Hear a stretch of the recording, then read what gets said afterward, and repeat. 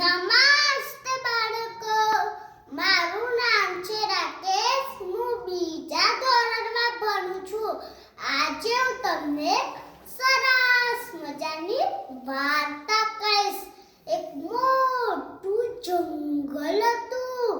એમાં ઘણા બધા પ્રાણીઓ રહેતા હતા. એમાં એક સસલી રહેતી હતી. એ સસલી કેવી હતી તમને ખબર છે? બીકન, બહુ બીકન. તે બહુ બીકન. પોતાનું કાન હલે બી જાય, પૂંછડી હલે બી જાય, અવાજ આવે બી જાય, પવન આવે બી જાય. એક વખત ઝાડ નીચે શાંતિથી સૂઈ રહી હતી. પવન આવ્યો એટલે એના પર પાંદડું પડ્યું. ગભરાઈ ગઈ. અલ્યા અલ્યા, મારા ઉપર તો આ પડી. દોડતી જાય ને બોલતી જાય. અટન આવ્યું પટન આવ્યું, ઊંચેથી આ પડી. પીઠ મારી ભાંગી નાખી. દોડો રે ભાઈ દોડો. દોડતી દોડતી જતી હતી. રસ્તામાં કોણ મળે? હાવ કરતો કરતો વાઘ મળ્યો. વાઘ કે, એ સસલી તું કેમ દોડતી દોડતી છે? શું થયું છે? સસલી કે, વાઘ ભાઈ, તમને ખબર છે જંગલમાં શું થયું? અટન આવ્યું પટન આવ્યું, ઊંચેથી આ પડી. પીઠ મારી ભાંગી નાખી. દોડો રે ભાઈ દોડો. વાઘે ગભરાઈ ગયો. એની પાછળ તરત જાય. દોડતા દોડતા જતા હતા. રસ્તામાં કોણ મળે? હૂપ હૂપ કરતો કરતો વાંદરો મળ્યો.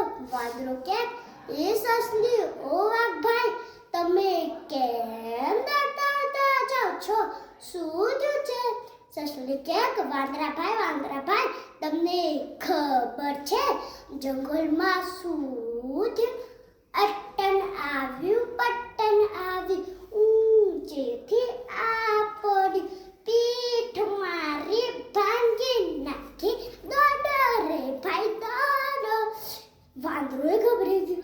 એની પાછળ દોડતો જાય. દોડતા દોડતા જતા હતા. રસ્તામાં કોણ મળે?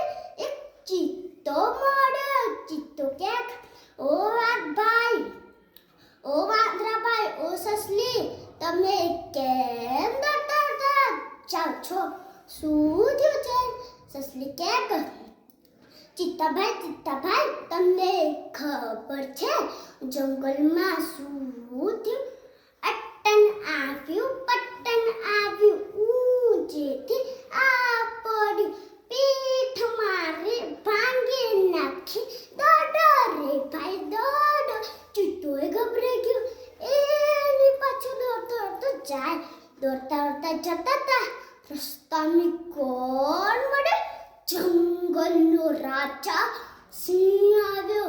સિંહ તો ગુસ્સે થઈ ગયો અને રસ્તાની વચ્ચે આવી ગયો. ગર્જના કરી. ગુસ્સેથી બોલ્યો, ઓ ભાઈ બધા, કેમ બધા દોડતા જાઓ છો? શું થયું છે? સસલી કે, મહારાજ, તમને ખબર છે જંગલમાં શું થયું? અટન આવ્યું પટન આવ્યું, ઊંચેથી આ પડ્યું. પીઠ મારી ભાંગી નાખી. દોડો રે ભાઈ દોડો. સિંહ કે, ક્યાં છે આ પડ્યું? ચાલ મને બતાય. મહારાજ, ચલો પેલા ઝાડ નીચે. એ તો લઈ ગઈ પેલા ઝાડ નીચે.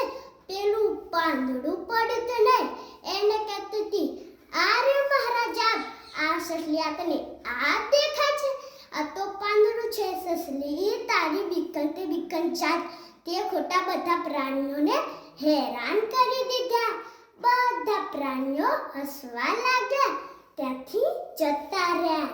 સસલી શરમના માથે નીચું માથું રાખીને ઊભી રહી ગઈ. Thank you.